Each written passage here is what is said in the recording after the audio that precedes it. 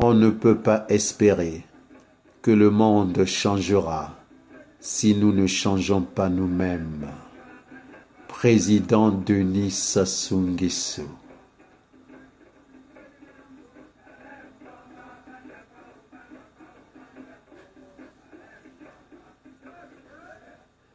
J'étais sur la plage, nu comme un ver de terre. Je marchais à quatre pattes, comme toujours. Car qu'y a-t-il à faire sur la plage à cette heure-là, sinon rien que marcher à quatre pattes? Je l'ai entendu, la famine, très fâchée comme un pou, sous les cheveux d'un fou. Ce n'est pas le sale pou qu'elle voulait voir. Elle voulait voir l'homme. Ils avaient le même âge. Ils avaient grandi ensemble. Lui venait des lacs et des rivières. Elle venait des plaines, des savanes et des montagnes. Et là-bas, tout séchait. Même la famine n'en pouvait plus. Son ventre était collé sur sa peau. Elle passait comme une folle sur la plage. Elle faillit m'écraser en marchant sur moi. Elle ne s'en rendit pas compte. Elle se grattait la tête. Le pou devait bien l'attaquer, mais elle n'était pas après le pou qui n'avait rien à voir de son malheur. C'est l'homme. Elle le cherche depuis toujours pour lui dire un mot à la veille de Noël, avant qu'il ne souhaite ses vœux de malheur à la population menacée. Cette fois-ci, elle ne les écoutera pas, ses vœux. Il peut se les garder. Trop, c'est trop. Elle en a marre. Elle ne veut rien entendre. Assez, c'est déjà bien assez comme ça. Elle ne veut rien écouter. Elle parlera, il écoutera. Et cette fois-ci, elle ne mordra pas sa langue. Elle va lui dire un mot, pas deux, qu'elle n'a pas.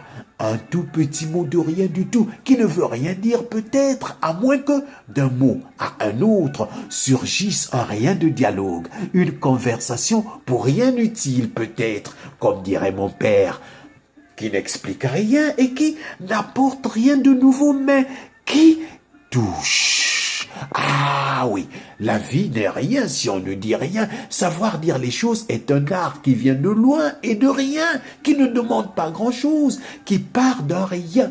Il ne faut pas le nier, car le nier serait juste emmener l'art de dire à rien, c'est-à-dire à un renversement de la situation, à ne rien dire, à ignorer sa patrie et son peuple. Et comme elle ne veut pas ignorer sa patrie et son peuple, alors elle va tout droit vers l'homme et elle arrive devant le mur qui lui barre la porte. Oh, pauvre famine, tout ce bon et long chemin pour rien utile.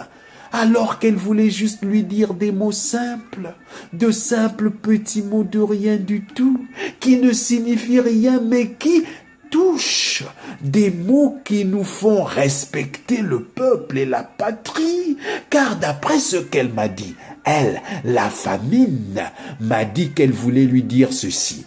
D'abord, sur la plage, elle m'a posé une question. As-tu entendu que son ancêtre... Quel ancêtre ai-je demandé à brûle-pourpoint?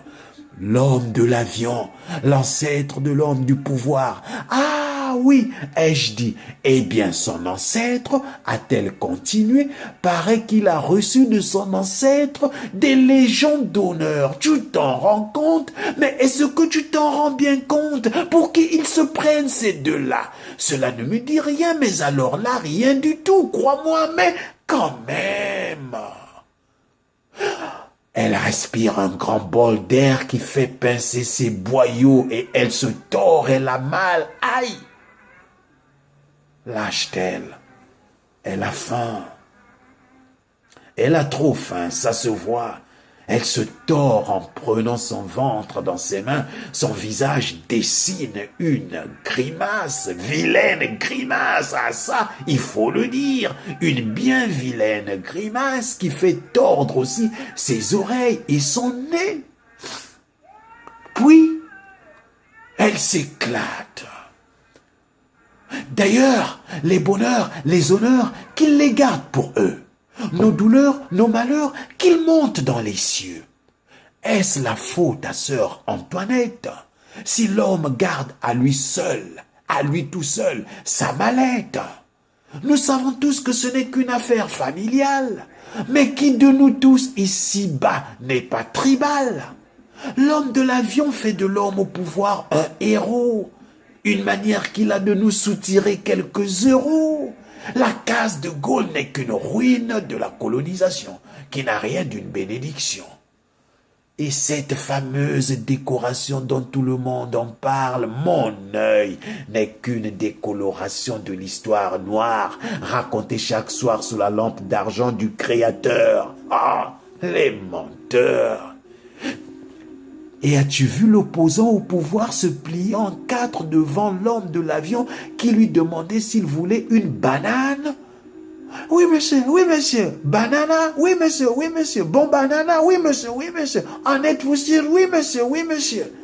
Faites la grimace, il tire sa langue sans gêne, brûle sa face sous le soleil ardent et renie sa race. Voici ce que tu as demandé, es-tu satisfait? Très satisfait, monsieur, très satisfait. Eh bien, tant mieux, vas-y, fais l'affaire. Et comme Dante face à Vigile, il obéit, prend un fusil, envoie un coup à la famille de l'autre, la nôtre, essuie ses oreilles, ses chevilles et dit « Mission accomplie, monsieur, mission accomplie ». Et l'homme de l'avion repart avec l'avion et la mallette pour aller construire son pays et laisse à l'opposant bombes et armes à feu pour détruire le nôtre. Et tout ça en un rien de temps. Et on ne dit rien. C'est ce que je veux dire à l'homme du pouvoir.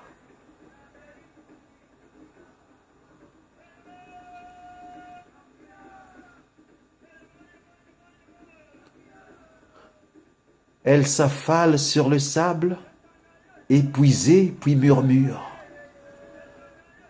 Quand est-ce qu'ils changeront?